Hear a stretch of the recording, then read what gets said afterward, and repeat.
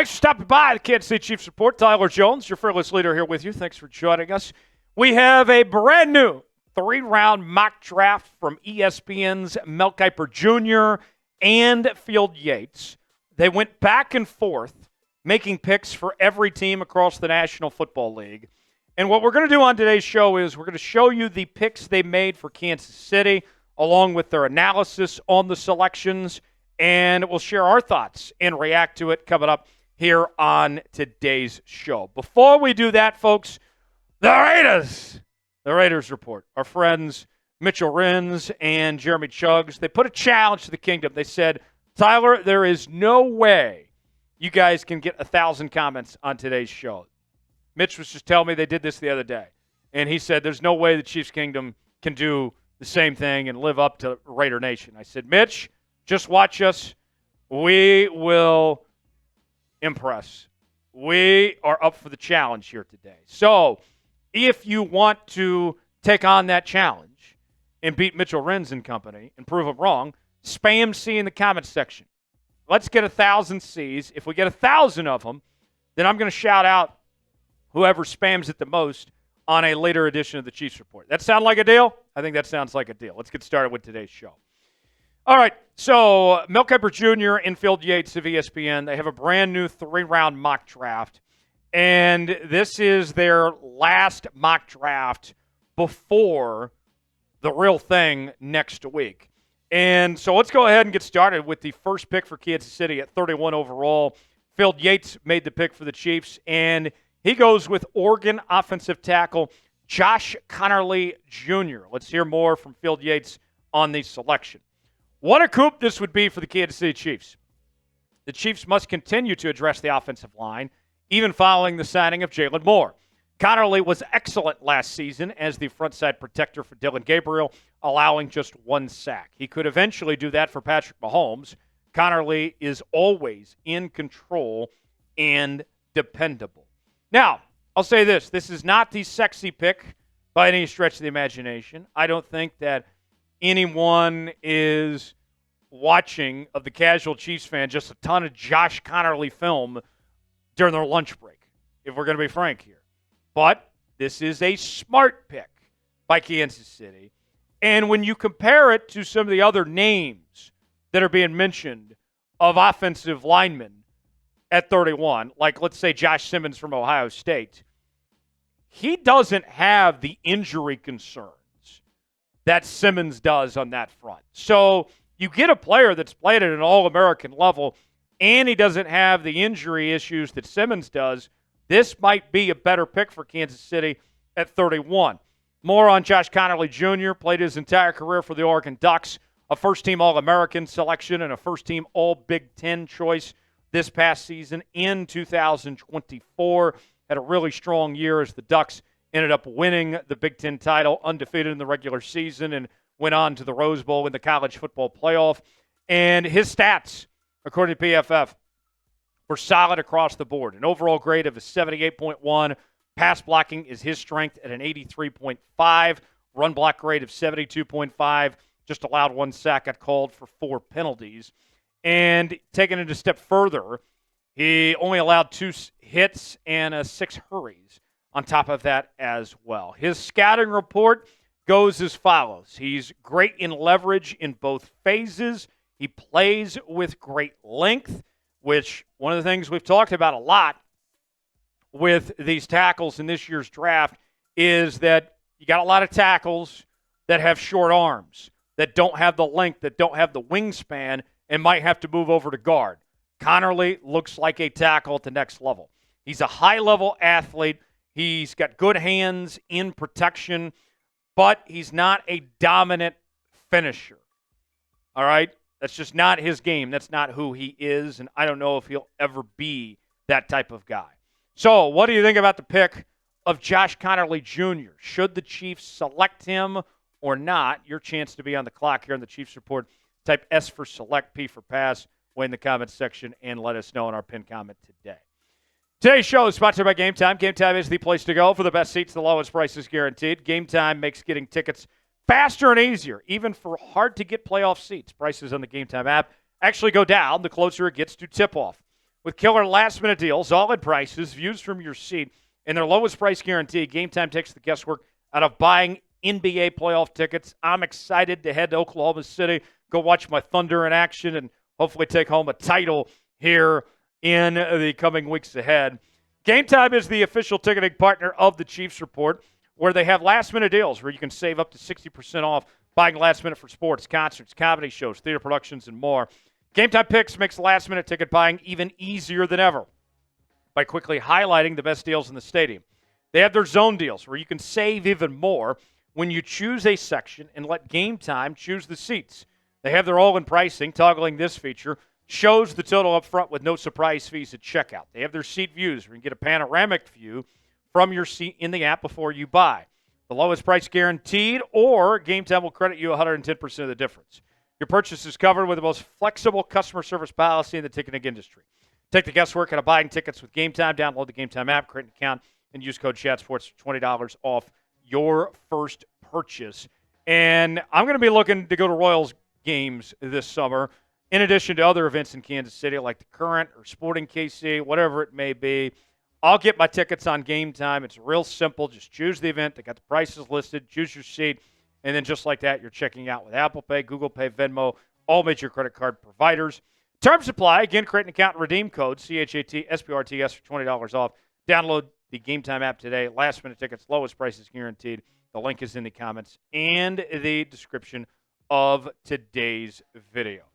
All right, let's move on now, and we will talk about the 63rd selection, as Field Yates is projecting the Kansas City Chiefs go with Arkansas edge rusher Landon Jackson with their first second-round pick there at 63.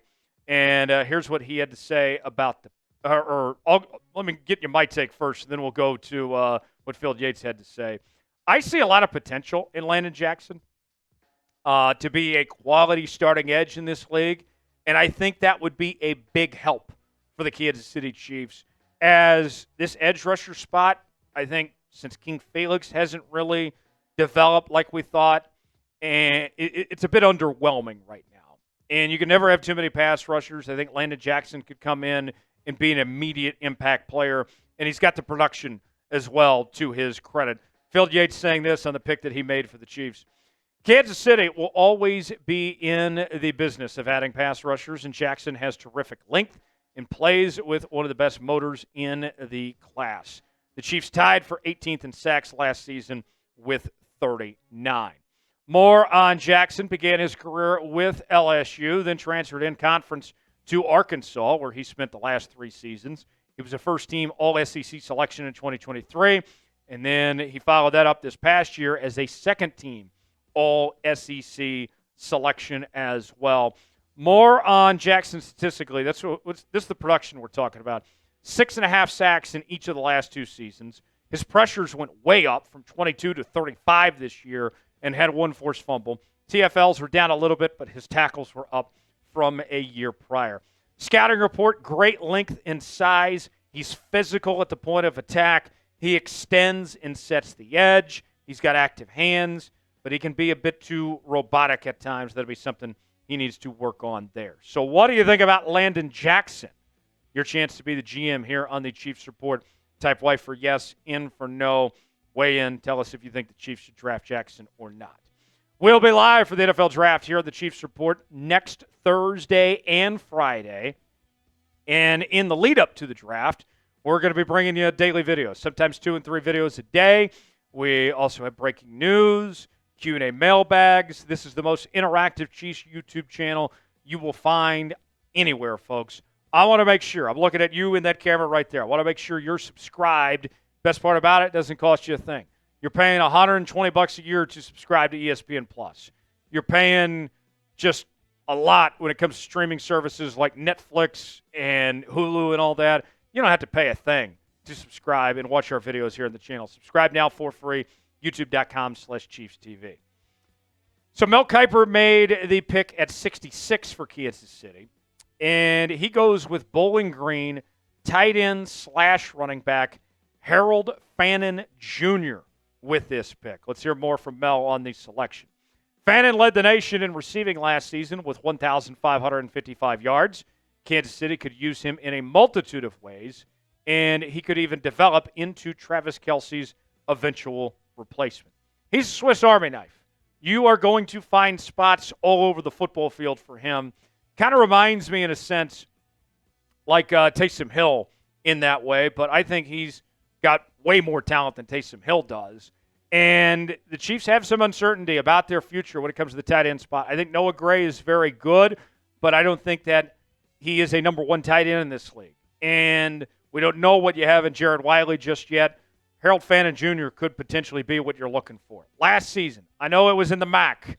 I get it. I do love me some action, but these numbers are impressive in any league you play in America. 117 catches, 1,555 yards, folks, along with 10 touchdowns and 13.3 yards of reception. He is that dude. I think this is a pretty good sneaky pick on the part of Mel Kiper there. So, who's a player the Chiefs should draft? Give me a name that comes to mind. We've already seen a few from Mel along with Field Yates. What do you guys think? Give me a name that you'd like to see end up in Kansas City. The final pick in the ESPN three-round mock draft, Field Yates made this selection, and he projects that the Chiefs go with Georgia offensive guard Dylan Fairchild at 95 overall. Here's more from Field. The Chiefs traded Joe Thuney this offseason. Fairchild is pro-ready and allowed only 5 pressures and 0 sacks over his 35-game college career. And this is somebody that I think that's ready to compete, that's ready to get on the football field right away. I don't think there's going to be much of a learning curve for Fairchild. In fact, I'm surprised that we're talking about him at 95 at this point. You look at his grades, they're really good.